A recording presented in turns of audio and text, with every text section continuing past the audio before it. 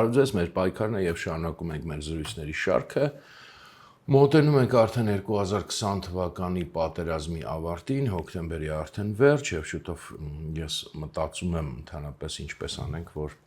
այս թեմայից արդեն ամփոփենք եւ դուրս գանք, որովհետեւ դեռ կարեւոր ընդհանրացնող ասելիքներ ունենք, մինչեւ տարվա վերջ եւ թեմաներ ունենք, որ պիտի փորձենք շոշափենք, ավելի sense ընդհանրացնող։ Վերջին քանի որ մեր զրույցները ավելի շատ վերաբերվում էին արտաքին ուժերին, քաղաքական կոնտեքստում իհարկե պատերազմի արտաքին ուժերին, նաև այդ արտաքին ուժերի, ասենք ռուս-թուրքական դաշինքի ավելի կոնկրետ, ասենք տեղի ասենք շատ ակնհայտ այդ պահին, շատ ակնհայտ սպասարկողներին, այսօր վերադառնանք, այսպես ասած, եւ տեսնենք, թե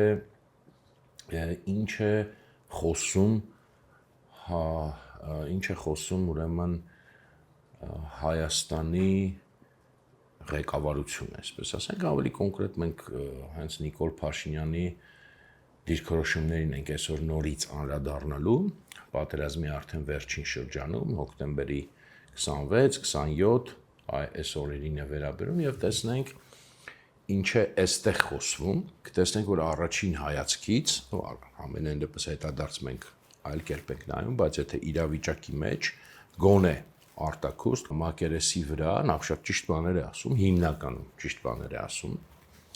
եւ հակադրվում է ըստ էության իր խոսքով այն դիրքորոշմանը, որ հայտնում են այդ արտաքին ուժերի կողմից հովանավորվողները։ Բայց ինչպես ասում է ասացվածքը սատանան դետալների մեջ է, դրանք էլ այսօր կտեսնենք, կփորձենք հասկանալ, որ արդեն այս ճիշտ այսպես ասած խոսքերում, ճիշտ դրույթներում կան թաքնված կարևոր դետալներ, որոնք հուշում են ոչ այսպես ասած շատ հեռու ապագան։ Այս ըստեյության մնացել է պատերազմին ավարտին մոտ 2 շաբաթ։ Այսօր ինձ կներեք, ես բավականին մանրամասն եւ շատ մեջբերումներ եմ անելու եւ հենց սկզբից այս մեջբերումների, ասենց ասած, կույտն եմ անելու, հետո նոր մեկնաբանելու ենք։ Այսօրվա հատկապես կոնտեքստում էլ բավականին հետաքրքիր է այս հակադրությունը այն ժամանակվա խոսքի եւ այսօրվա խոսքի ինքնին հետաքրքիր է եւ վերհիշելը բավականին կարծում եմ օգտակար է եւ ընդհանրապես հիշել եմ միշտ, որ նման հակադրություն կա այսօրվա դիրքորոշման եւ այն ժամանակվա դիրքորոշման, բայց բացի այդ վերհիշելն էլ ինքը ինքնանպատակ չի, փորձենք նաև հետո կետերով անդրադառնալ, վերլուծել եւ տեսնել, թե ինչպես այս արտաքուստ ճիշտ խոսքի մեջ արդեն կան, այսպես ասած, նահանջի սաղմեր, որոնք արդեն նոյեմբերի 9-ին պետք է լիովին բացահայտվեն, որտեղ նոյեմբերի 9-ին ըստ էության Նիկոլ Փաշինյանը եւ իր կառավարությունը մեծ հաշվով լիովին ընդունում են այն ճիշտ այն նույն գիծը, որը մենք մինչև հիմա ներկայացնում ենք որպես արտաքին ուժերի սպասարկող, իրենք լիովին դա ընդունում են եւ մի բան էլ տարիների ընթացքում դա տանում են շատ ավելի առաջ, նույնիսկ այսպես շատ ջանասիրաբար են դա ընդունում եւ մինչև հիմա էլ մեծ հաշվով այդ գծով շարժվում են։ Ի հակադրություն այն խոսքերի, որ ասում են ուրեմն 2020 թվականի պատերազմի ընթացքում մենք դա առանձին վերլուծել ենք, խոսել ենք, այսօր այդ հակադրության վրա այդքան չենք կենտրոնանա, ուրիշ դետալներ կան, կարծում եմ հետաքրքիր։ Լավ, ամեն դեպքում սկսում եմ մեջբերումներից, նորից զգուշացնում եմ, որ դրանք այսօր շատ են մի քիչ լինելու։ Հոկտեմբերի 26 Նիկոլ Փաշինյանն է։ Մենք պատրաստ ենք նույնիսկ ցավոտ փողզիջումների, բայց արդյոք հայ ժողովուրդը պատրաստ է կապիտուլյացիայի։ Ես կարծում եմ, որ հայ ժողովուրդը դրան պատրաստ չէ։ Եվ հայ ժողովուրդը պատրաստ է, որքան էլ դա անհնար է թվում մեր սահմանափակ ռեսուրսների տրամաբանության մեջ, պետք է ռեսուրսներ գտնի դիմակայելու եւ իր իրավունքները պաշտպանելու։ Մյուսը պարոնակ բավականին պնդում է սա էլ։ Այսօր մեր երկրում պետք է թասիբը եռար։ Սփյուռքում այդ թասիբը եռում է, Հայաստանում դեռ այդքան չի եռում։ Իմ հրամանն է, որ ամեն տղամարդ հենց հիմա պետք է ոտքի կանգնի եւ գնա զինկոմիսարիատ։ Կանանց էլ խնդրում եմ քաջալերել նրանց։ Այն կանայք, որոնք իրենց մեջ ուժ են գտնում կանգնելու հանուն հայրենիքի, իրենք էլ թող գնան, թող իրենք էլ ջոկատներ կազմեն։ Սա հազարամյա կռիվ է, ընդգծեց Փաշինյանը։ Այս օրերին նաև ուրեմն կհիշեք ՀՀ զինված ուժերի գլխավոր շտաբի պետի առաջին տեղակալ գեներալ լեյտենանտ Տիրան Խաչատրյանը եւ 5-րդ բանակայի կորպուսի հրամանատար գեներալ-մայոր Անդրանիկ Փիլոյանը հատկապես վերջին ժամերի ընթացքում մարտի դաշտով փառքով պսակեցին իրենց անունը եւ կարժանանան ազգային հերոսի կոչման։ Այս մասին Facebook-յան իր էջում գրել է ՀՀ վարչապետ Նիկոլ Փաշինյանը։ Ազգային հերոսի կոչում է տալիս։ Հաջորդը, սա ուղիղ եթերից է, Facebook-յան ուղիղ եթերից է։ Ըստ էության մենք պետք է գիտակցենք, որ Ղարաբաղի հարցը գոնե այս փուլում եւ այս փուլից սկսած դեռ երկար ժամանակ դիվանագիտական լուծում չունի։ Այս մասին Facebook-ի իր էջում ուղիղ եթերում նշեց ՀՀ վարչապետ Նիկոլ Փաշինյանը, այսինքն այստեղ ինքը ակնհայտ հակադրվում է այդ ուրեմն կոչերին, որ ասում են պետք է ուրեմն պատերազմը այսպես ասած դադարեցնել, արյունահեղությունը դադարեցնել, այսինքն հանձնվելու կոչին, ասում է դիվանագիտական լուծում չունի, այսինքն ռազմական լուծում ունի, եւ այստեղ պետք է ասեմ, որ շատ ճիշտ էր ասում, եթե իհարկե այս ձևով էլ շարունակեր։ Մյուսը, մեր անալիքը պայքարելն է մինչև վերջ եւ անմնացորդ, անսասան մեր ժողովրդի իրավունքների համար, անկախ նրանից ինչ տեղի կունենա, պետք է պայքարել մեր ժողովրդի իրավունքների համար։ Պայքարել մեր ժողովրդի իրավունքների համար նշանակում է առաջին հերթին զենք վերցնել եւ նվիրվել հայրենիքի իրավունքի պաշտպանության գործին։ Ադրբեջանն այսօր ասում է, որևէ այլ բանի բացի Ղարաբաղի կապիտուլյացիայի համաձայն չէ։ Այստեղ խոսքը Ղարաբաղի մասին չի, դա նույնիսկ չեմ էլ ուզում քննարկենք, որտեղ դեռ 90-ականների մեր ազատամարտի հերոսները, մեր ամբողջ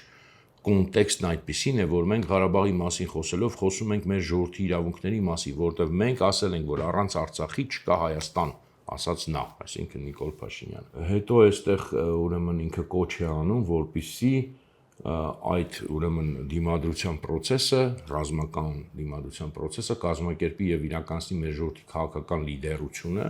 ինքը նկատի ունի բառացիորեն, որ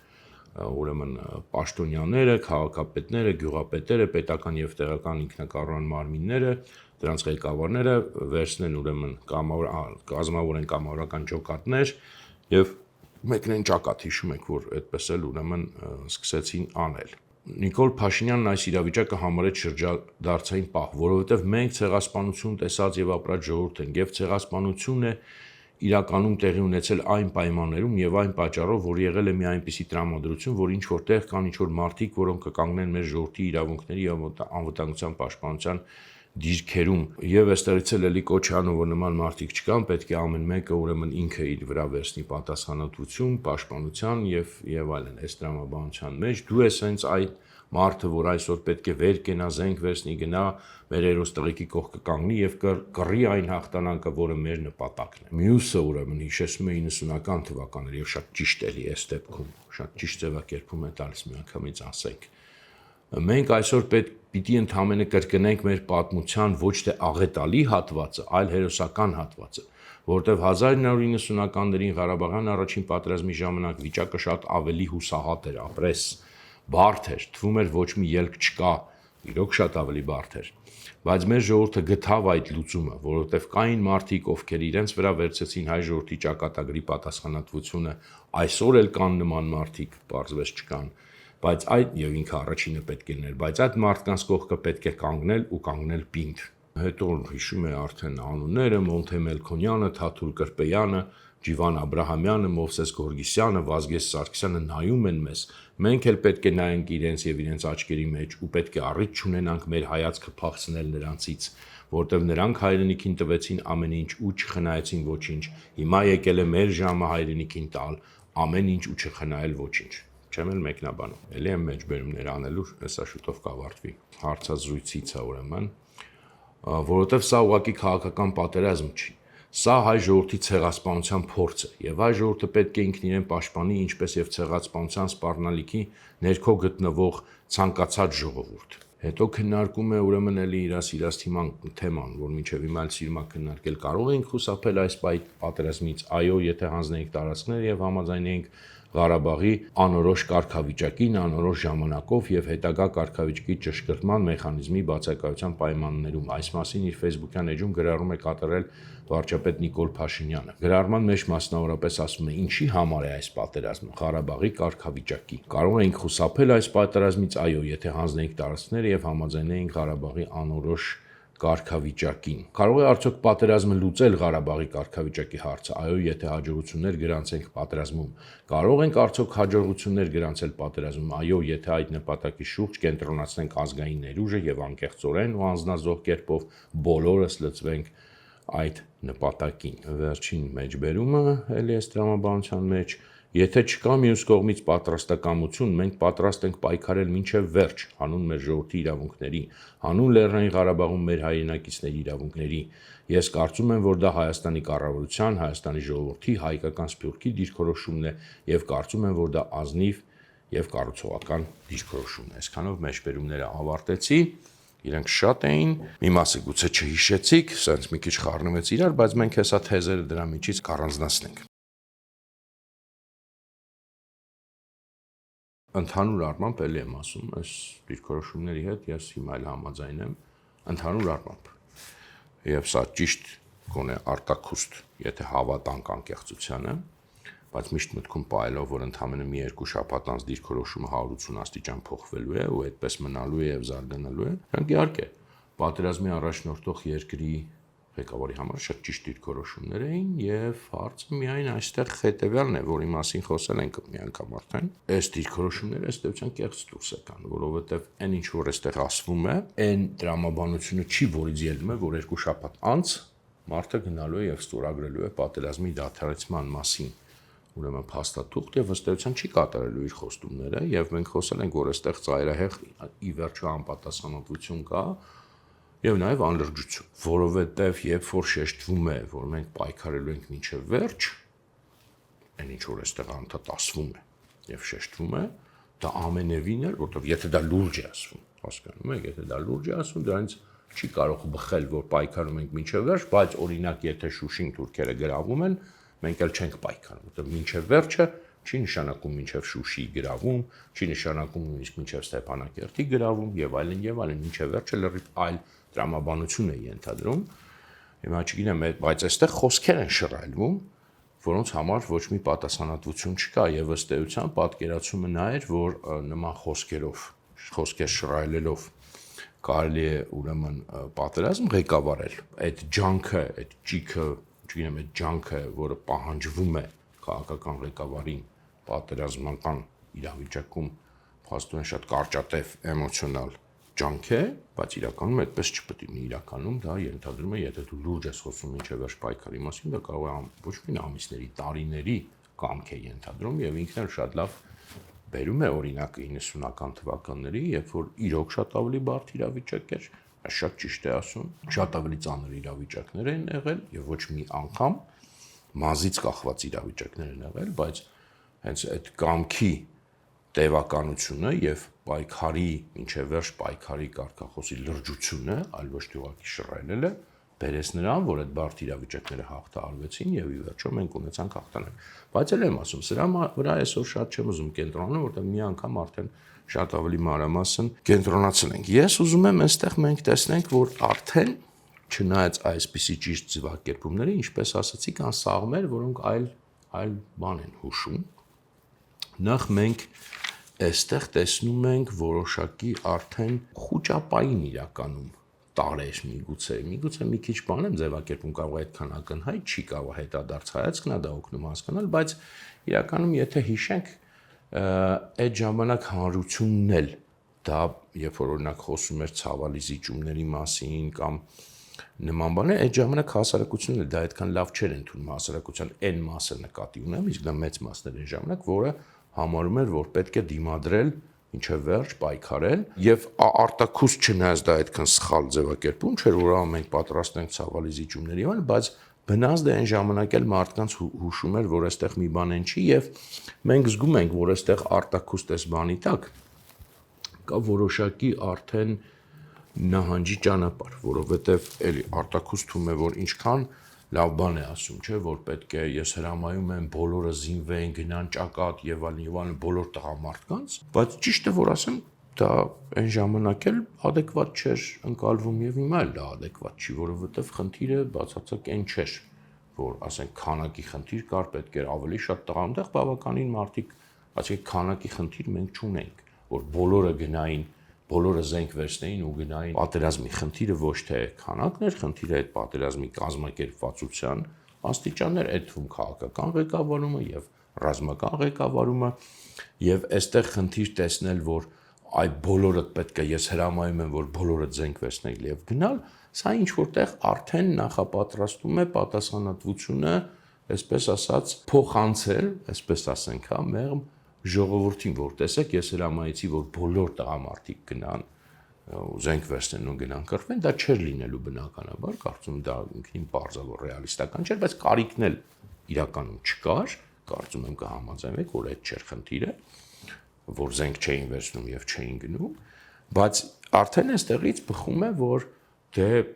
չվերցրեցին, չգնացին եւ դե ինչ անենք, պարտվեցին, այսինքն արդեն ինչ որտեղ նախապատրաստվում է իմ կարծիքով այստեղ արդարացումը, այս արտակուս շատ ճիշտ հայրենասիրական կոչի ներքո եւ մյուսը էլ ավելի տարօրինակ բնդումը, որ ասում է, որ այսօր պետք է թասիբը եռար, եւ ասում են Հայաստանում այդքան էլ չի եռում, այս Սփյուռքում եռում է,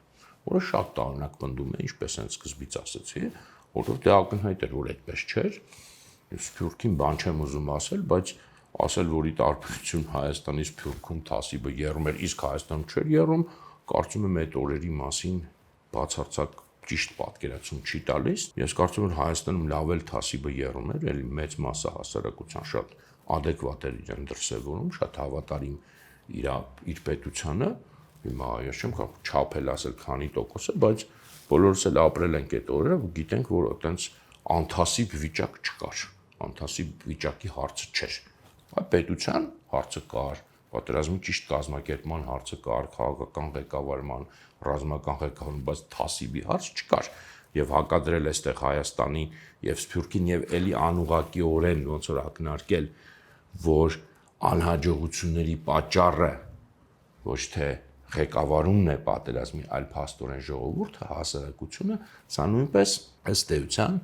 նախապատրաստում է արդեն արդարացումը, ինչու պարտվեցինք, ինչու չստացվեց, այստեղ նաև չհասկանալն է ընդհանրապես պատերազմի ղեկավարման, առաջնորդման, քաղաքական առաջնորդման խնդիրը նա չի, որ բոլոր տղամարդիկ գնան պատերազմի, դա հազվադեպ իրավիճակներ են լինում, երբ որ որևէ երկիր նման կարիք է ունենում։ Մենք 2020 թվականին նման կարիք իրոք չենք ունեցել, որտեղ դե կներեք էլի, այսինքն շատ լոկալիզացված էր ռազմական գործողությունները, բավականաչափ քանակի մարդ կար այնտեղ եւ պատերազմը չէր տեղափոխվել նույնիսկ Հայաստանի տարածք, ասենք, եւ չէր մխրճվել մեր, չգիտեմ,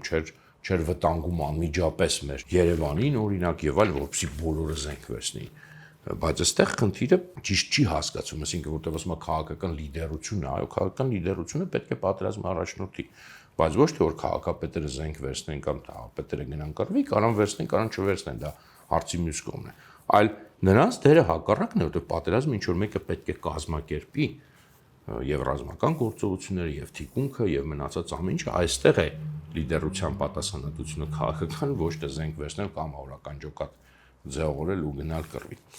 Բայց էլ եմ ասում, ես այստեղ տեսնում եմ արդեն նախապատրաստում իրականում արդարացման հետագա քայլերի, որ հասարակությունն է փաստորեն մեղավոր, որը այս շատ բարձր հայրենասիրական կոչերին չլսեց եւ ամենայն դեպս մյուս հետևանքն էլ դա բավականին խոճապ տարածելն էր ըստ էության այս հայտարարություններով։ Ըստ էության ոչ թե նպաստելն էր հաղթանակի, այլ ինչ որտեղ հակառակ։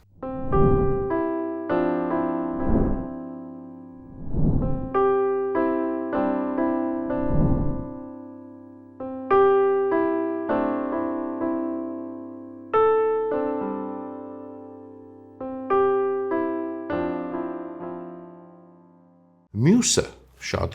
կարևոր, որտեվ այս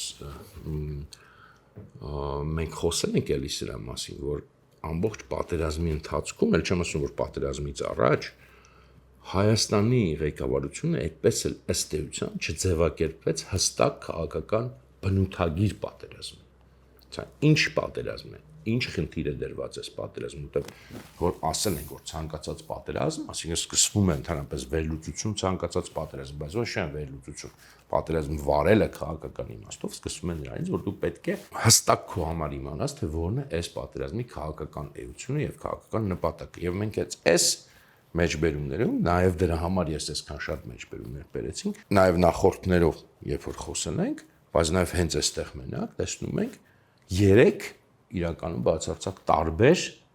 ձևակերպումներ, թե ինչ պատերազմ է վարվում, եւ սա պարապարզ չի։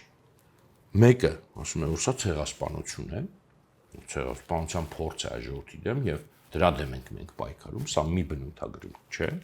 Մյուսը ասում է, որ սա Ղարաբաղի կարգավիճակի պատերազմ է, եւ երրորդը ասում է Ղարաբաղի պատերազմ չի, հայ ժողովրդի պատերազմ է։ Եվ մինչև այդ էլ որ ասում ենք խոսել ենք, էլի այնտեղ էլ մի մեջբերում կա, որ ասում սա Ղարաբաղյան պատերազմ չի, սա Հայաստանի պատերազմ, որը շատ ճիշտ ձևակերպում է իրականում,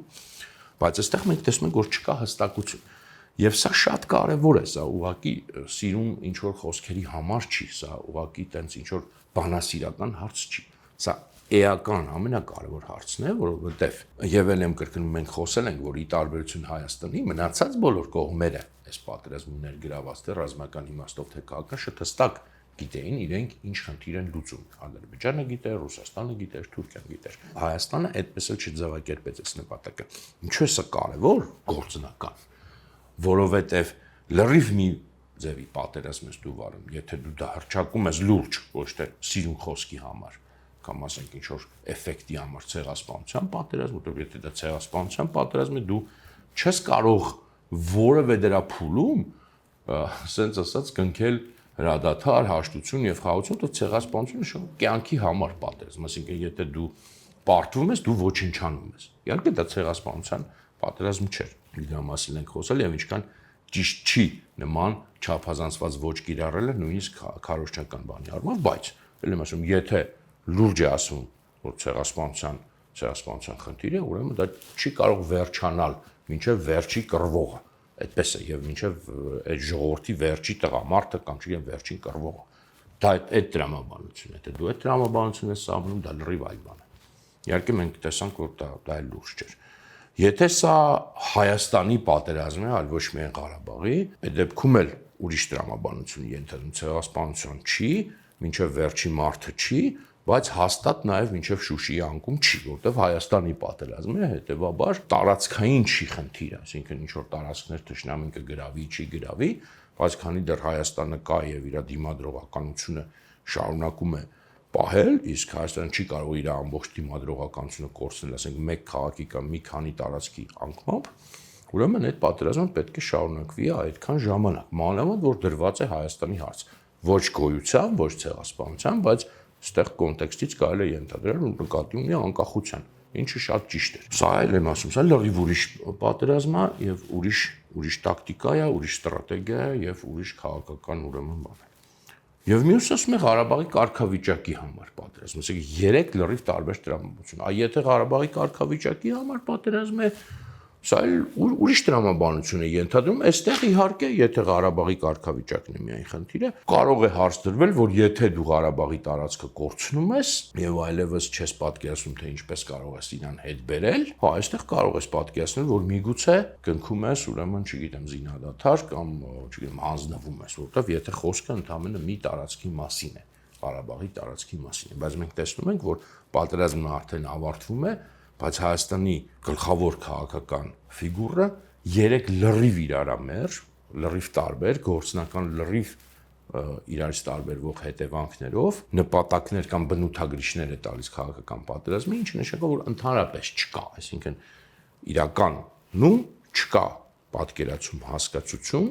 եւ քանի որ չկա, հնարավոր չէ այդ պատերազմը վարել իրականում սա նաեւ շատ կարեւոր պատճառներից մեկն է, որովհետեւ եթե դու չգիտես ինչ պատերազմ ես դու վարում, դու չգիտես որն է քո հաղթանակը եւ որն է քո պարտությունը, հաղթանակ թե պարտություն, դու կարող ես ձևակերպել եւ բխեցնել միայն երբ որ դու քաղաքական խնդիրը ճիշտ ես ձևակերպում պատերազմի քաղաքական նեությունը, որը կլինի հաղթանակ, որը կլինի պարտություն, կախված է ամբողջապես սրանից, ասենք չգիտեմ, տարածքների կորուստը կհամարես պարտություն, թե տարածքների կորուստը այդքան էական չի եւ այլն, այս ամենը կախված է սրանից, բայց մենք տեսնում ենք, որ չկա։ Սա շատ կարևոր հանգամանք է։ Էլի մասամբ մի քիչ խոսել ենք այս թեմայից, բայց այս թեման ինձ վերջերս ավելի ու ավելի է հետաքրքրում։ Ամեն դեպքում ինչպես է ստացվում այս 180 աստիճանի շրջադարձը Մասամբ մենք միշտ կարող ենք բացատրել դա այդ քաղաքական տվյալ գործչի, տվյալ քաղաքական խմբի, այսպես ասած, ճակերտավոր ճկունությամբ, անսկզբունքայնությամբ եւ այլն։ Դա նորմալ բացատրություն է, բայց ինձ մինչև վերջ չի բավարարում։ Ես այստեղ մի փոքր ավելի խորը բան եմ տեսնում, հատկապես այս պատերազմ չի ցեղասպանություն է, գոյության կռիվ է եւ այլն թեմայի մեջ։ Ինչպես է, որտեղ լրիվ անտրամաբանական է ստացվում։ Լավ, եթե գոնե ասում է պայքար մինչև վերջ կամ չգիտեմ Հայաստանի կռիվ եւ այլն, էլի կարող ես պատկերացնել, որ դա ինչ որ փուլում, երբ որ դու հասկանում ես, որ չի ստացվում, կանգ ես առնում, բայց եթե դու ասում ես ցեղասպանություն եւ հետո այսքան 180 աստիճան շրջվում ես եւ գնում ես նրա հետո որ ցեղասպանություն էր քո ասելով ուզում իրականացնել կամ իրականացնում գնում ես տեսնում եք ինչ տիպի հարաբերությունների սա շատ լուրջ այսպես ասենք հակադրություն է իմ համար ես ասել եմ միշտ խորթ է եղել երբ որ ցեղասպանություն եզրը մեր մոտ տարբեր կոնտեքստերում չարաշահվել է ու միշտ է չարաշահվել Հայաստանում դա ցեղասպանությունը Ինչի բան չի, որ դու կարող ես ամեն ինչ, թեկուզ շատ վատ բան, թեկուզ պատերազմ լինի կամ ներքաղաքական ինչ-որ շատ լուրջ իրավիճակ լինի, կոչես ցեղասպանություն։ Ցեղասպանություն չի եւ ցեղասպանություն չէր։ Բայց հոգեբանությունը ես այսպես եմ իմացում կամ ոչ միայն զգում, այլև տեսնում էլի մարդկանց, որոնք այդպես են իրավիճակները նկարագրում, անկեղծ թե ոչ անկեղծ, թե ռետորական, հենց այդ հոգեբանությունը բերում է նրան, որ հենց այդպիսի մարդիկ շատ արագ կարողանում են այդ 180 աստիճանոց շրջադարձ անել, ոնց որին մենք ականատես ենք, այսինքն մարդիկ հենց որոնք ամեն շատ էին գոռում, որ սա ցեղասպանություն է, չգիտեմ, Թուրքիա, Պակիստան բոլորի դեմ կռիվ են գմռում, հենց իրենք են այսօր առաջնագծում այդ ամեն ինչի ըստ էության աստիճանաբար եւ ուրացման եւ մոռացման եւ հրաժարման մենք չենք։ Այն մարդիկ, որոնք նման բաներ չէին ասում եւ երբեք ասենք չեն սիրել այդ ոճը, այդ չափազանցված ոճը թեկուզ եւ պատերազմի ժամանակ քարոզչության մեջ որոշակի չափազանցություններ իհարկե ընդունելի են, բայց տեսեք որ այստեղ դրանք ինչ արդյունքի են բերում եւ ես կարծում եմ որ այստեղ խնդիրը այդ ոնց որ եթե վերցնենք որ նաեւ ահագին մասը հիմա մի կողմ թողնենք նույնիսկ ասենք քաղաքական ղեկավարներին որոնք կարան շատ նաեւ կեղծ են, բայց ահագին մասը sense ասած հանրության նաեւ ովքեր որ կամ չգիտեմ մի քիչ այսպես ասած ընկրթված խավի իրոք այդպես էր ընդունում ինչն է ընկած այդ հոգեբանության հիմքում ոնց որ իրենք իրենց վախեցնեն չափից ավելի շատ հա որ դա ցեղասպանություն է արդեն դու չափազանցում ես հետո սկսում ես ինքդ էլ հավատալ որ բոլորը մեր դեմ կռվում են արդեն սկսում ես ինքդ էլ դրան հավատալ ոնց որ ինքդ քեզ վախեցնում ես եւ գալիս ես մի հանգրվանի որ ասում ես դե վերջ ես ինչ անեմ, այսինքն դա քեզ արդեն թելադրում է այդ խոճապային մի հատ տրամադրություն։ Եվ բացի այդ ավելի հիմքում, ավելի խորքում ընկած մեր ժողովրդին պարտադրված այս աշխարհընկալումը թուլության, անընդհատ կոտորվող, անընդհատ sense ձախողվող, անընդհատ ցեղասպանությունների ենթարկվող ժողովրդի, որ այդպես չի։ Մենք ունեցել ենք ցեղասպանություն, բայց դա եղել է մի անգամ։ Մենք անընդհատ եղել են կոտորածներ ջարդեր, բայց մեր ամբողջ պատմությունը այդ թուլության մասին չի, կոտորածների մասին չի, ջարդերի մասին չի։ Մեր պատմությունը նաև եւ հենց առաջի հերթին մեր ուժի մասին է իրականում, սա առանձին թեմա է, մի օր կուզեմ խոսալ երևի այս սրույցների շարքից դուրս եւ նաեւ հաջողությունների պատմություններ ունենք եւ հաղթանակների պատմություններ ունենք, բայց այս խոճապար հոգեբանություն է եւ որի հիմքում այս ընկալումն է որ հայ ժողովուրդը մի հատ թույլ ժողովուրդ է թեկուզ շատ լավ, բարի, մշակութաստեղծ, բայց ինքը անընդհատ իր բարբարոս, իրանից ավելի ուժեղ ժողովուրդների կողմից ենթակա է ցեղասպանության, ինքը շատ հեշտ բերում է այսօրվա իրավիճակին, որտեղ այդ մարդիկ, որոնք իրենք այս հավատքը եւ աշխարհայացքը ունեն, իրենք իրենց մասին այս թուլության պատկերացմամբ իրենք շատ հեշտ այսպես էմոցիոնալ բաներ են այդ չափազանցությունների մեջ ընկնում են այդ չափազանցված որ հեսա եկան թուրքերը մեզ կոտորեն եւ հետո նույն թուրքերին հանձնվում են եւ սկսում են այդ թուրքերի հետ այնպիսի հարաբերություններ որ դու որ երբեք այդ նման հոգեբանություն կարող չես ինձ փոխարեն ամոթ ես զգում բայց այդ ամեն ինչի հիմքում այդ թույլի աշխարհայացքն է թույլի հոգեբանությունն է որը մեզ պարտադրված է կոտորվածի ջարդվածի sense այդ վախեցածի որը ի վերջո այսպես պարադոքսների է բերում որ ով ավելի շատ է գոռում որ եկել են հարայ հասել են մեզ ցեղասպանում են իսկ իրականում ցեղասպանություն չէ կռիվ էր անկախության համար չգիտեմ քաղաքական կռիվ էր այո որը մենք պետք է հաղթեինք, բայց դա ցեղասպանություն չէր։ Ոչ ոքի չէր պատրաստում մեզ բնաջնջել ֆիզիկապես։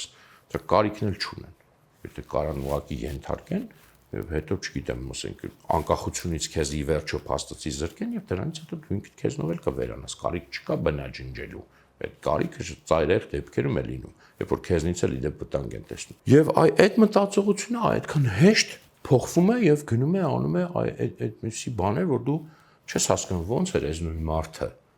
այսպես, իսկ հիմա այսպես։ Իսկ հիմա ասենք ինքը դրա ճիշտ հակառակն է անում եւ համարյա արդեն հեսա ուր որամ համարյա ոնց որ ասեն ցեղասպանությունը չի եղել, սա սովետ նահորինել հայերին, իսկ իրական չի եղել։ Մոտավորապես արդեն մոտենում են այս տիպի ուրեմն խոսույթի։ Սա է նաև այսօր ուզում շեշտեի, որ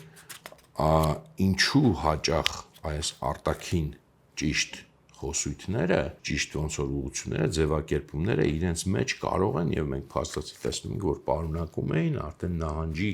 տարեր եւ արդարացման տարեր, մենք տեսանք, որ եւ ժողովրդի վրա մեղքը փոխանցելու միտումը արդեն կար, եւ այդ խոճապահար հոգեբանության միտումը արդեն այստեղ զգացվում է, եւ քաղաքական խնդրի բացարձակ անհստակություն, անորոշությունը ակնհայտ է, եւ այս ցեղասպանության եւ չգիտեմ մեզ կոտորելու թեման ինչ բաներով է հղի։ Սա նաեւ ասում եմ դրա համար, ես ասեմ ու այսօր նաեւ ամփոփեմ դրա համար, որ այսօր մեր խնդիրը պետք է լինի այն մարդկանց, որոնք ուզում են եւ զգում են իրենց մեջ, որ պետք է լինեն պահապանը եւ շարունակողը իրական քաղաքական, հայկական գծի, հայկական քաղաքական նպատակների, հայկական ազգայնականության, շատ կարեւոր է, որ մենք ոչ թե փորձենք ոնց որ հինը վերարտադրել ու կրկնել, որտեղ այդ հնի մեջ են թաքնված նաեւ այս սերմերը, այլ մենք պետք է հասկանանք, որ մենք նորը պետք է ստեղծենք, իսկ հնից փոխառենք, յուրացնենք միայն այն ինչը, որ ուժի մասին է խոսում, բայց այս թուլության ոնց որ ընկալումը, ինչը որ բխում է այդ սեփական թուլության, այդ պարտադրված ընկալումից, մենք պետք է շատ խնամքով մաքրենք եւ շատ ուշադիր լինենք, որ չընկնենք նորից այս նույն ցիկլի մեջ, որովհետև այս ցիկլն է բերում այսպես ասած խեղճ թույլ հայը, որը ես օրինակ մեկը մտածում էի, որ ինքը եթե ոչ վերացել է, գոնե ասենք շատ ասենց հետին պլան է մղվել Արցախյան պատերազմի հաղթանակից հետո, ինքը նորից իրան նորից չվերարտադրի, իսկ ինքը իրան վերարտադրեց եւ ցույց տվեց, որ ինքը մեզանից բոլորից ավելի այսպես ասած իրական է եւ մենք հիմա խնդիր ունենք նորից ոչ թե հետ բերելու չունենք, որտեղ փաստորեն կեղծել է մեր պատկերացումը, որ մենք հաղթարել ենք տալ, այլ իրապես հաղթարենք դա եւ լրիվ նոր ձևի մտածողություն, գիտակցություն կառուցենք եւ լրիվ նոր ձևի հոգեբանության վրա կառուցենք մեր ազգային քաղաքական աշխարհայացքը։ Այսքանը երևի այսօր կխոսենք, հանդիպենք մյուս անգամ։